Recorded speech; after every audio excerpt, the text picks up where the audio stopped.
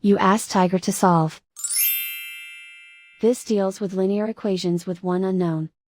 The final result is y equals -72. Let's solve it step by step. Isolate the y. Multiply both sides by 6. Group like terms. Multiply the coefficients. Simplify the arithmetic.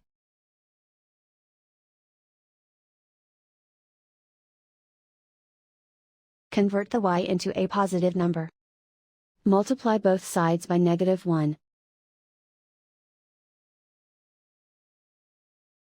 Remove the ones. Simplify the arithmetic. And so the final result is y equals -72.